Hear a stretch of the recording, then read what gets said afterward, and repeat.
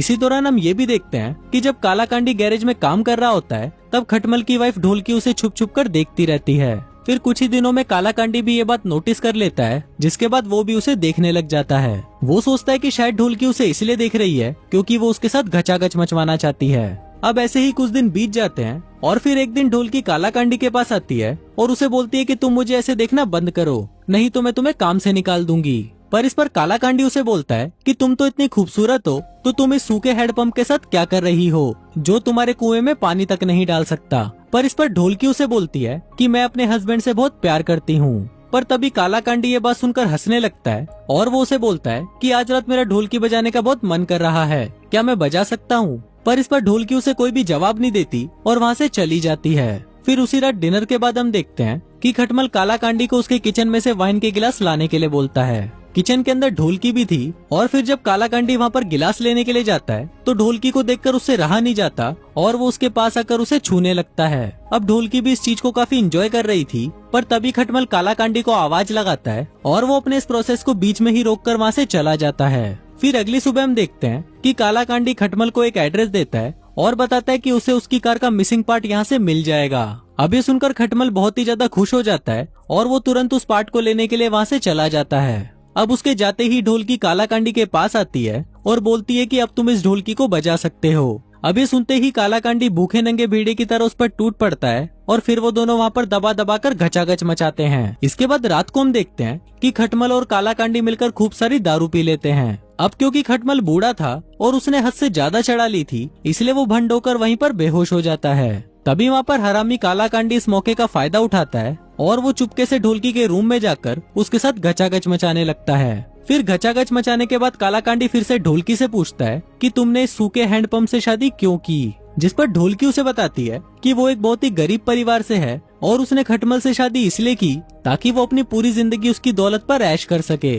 इसी दौरान ढोलकी कालाकांडी को ये भी बोलती है कि वो उससे प्यार करने लगी है और वो उसके साथ रहना चाहती है। फिर अगले दिन हम देखते हैं कि खटमल कालाकांडी को एक जंगल में लेके जाता है जहाँ पर वो उसे बताता है कि कुछ ही दिनों में इसके पास में एक हाईवे बनने वाला है, जिस वजह से उसकी इस जमीन का रेट बहुत ज्यादा बढ़ जाएगा। इसके साथ ही वो उसे ये भी बताता है कि वो जल्दी ही यहाँ पर एक रेस ट्रैक बनाने वाला है जिससे उसको बहुत ज्यादा प्रॉफिट होगा। फिर ये बात कालाकांडी जाकर ढोलकी को बता देता है, जिसके बाद वो दोनों मिलकर ये डिसाइड करते हैं कि वो दोनों खटमल को टपका देंगे और उसकी सारी प्रॉपर्टी को हड़प लेंगे। इसके बाद रात को कालाकांडी खटमल को किस तरह टपकाना है इस बारे में प्लान बनाने लगता है। फिर अगले दिन जब खटमल ढोलकी को अपने रेस ट्रैक के प्रोजेक्ट के बारे में बताता है तो वो दोनों खुश होकर एक दूसरे को हक करते हैं। अब ये सब बाहर खड़ा कालाकांडी भी देख रहा होता है और उसे ये देखकर बहुत जलन होने लगती है। फिर इसके कुछ ही दिनों में खटमल का प्रोजेक्ट भी स्टार्ट हो जाता है और वहीं कालाकांडी और ढोलकी भी रोज ही एक दूसरे के साथ घचाघच मचाने लगे थे।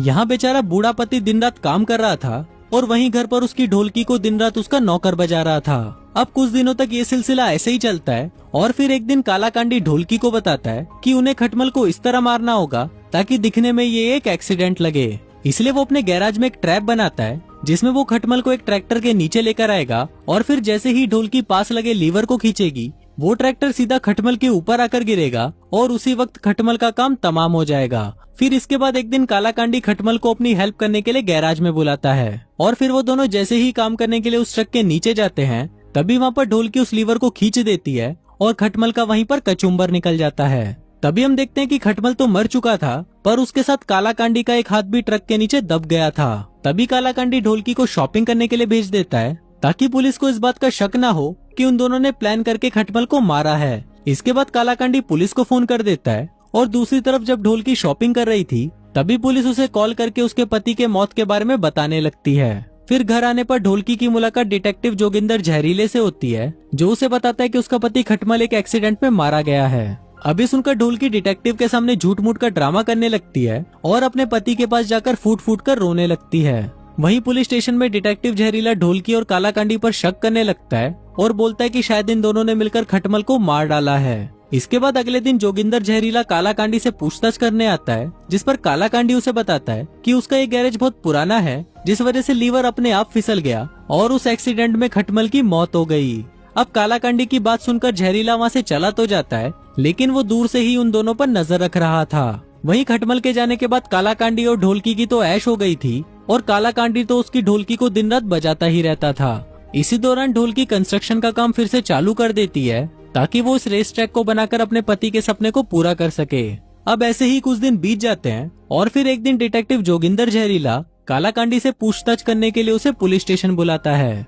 इसके बाद वो वहाँ पर कालाकांडी को बताता है कि मेडिकल रिपोर्ट से हमें ये पता चला है कि खटमल के ऊपर उस ट्रक को 2 बार गिराया गया था, जिस वजह से उसकी मौत हुई। लेकिन इस पर कालाकांडी उसे बोलता है कि मुझे इस बारे में कुछ भी याद नहीं है। तभी जोगिंदर जहरीला उसे एक वीडियो दिखाता है जिसमें उसने खुद गैराज में जाकर चेक किया कि उस लीवर को खींचने से वो ट्रक आकर सीधा खटमल पर गिरा, जिसका मतलब तुमने और ढोलकी ने मिलकर खटमल को मारा ताकि तुम दोनों उसकी सारी दौलत हड़प सको।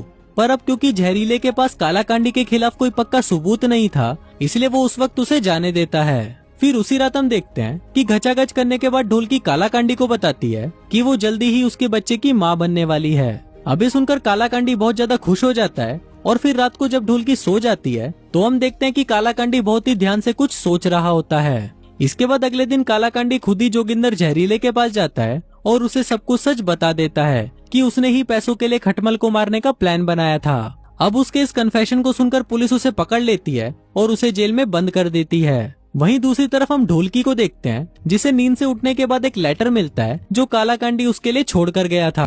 अब ऐसे ही कुछ दिन बीत जाते हैं और हम देखते हैं कि ढोलकी ने भी रेस ट्रैक के प्रोजेक्ट को पूरा कर लिया था, जिससे उसे काफी अच्छा प्रॉफिट हो रहा था। इसी दौरान वो कालाकांडी को अभी भी चिट्ठियां लिखती थी जिसमें वो उसे उनके बेटे की फोटो भेजा करती थी। फिर फिल्म के लास्ट सीन में हम देखते हैं कि ढोलकी कालाकांडी को जिस बच्चे की फोटोज भेजती थी वो बच्चा तो उसका था ही नहीं बल्कि उसकी सेक्रेटरी का था। दरअसल ढोलकी ने कालाकांडी से सब कुछ झूठ बोला था और वो कभी भी कालाकांडी से प्यार करती ही नहीं थी। तभी वहाँ पर हम उसी चोर को देखते हैं जिसे हमने फिल्म की स्टार्टिंग में देखा था खटमल पर हमला करते हुए।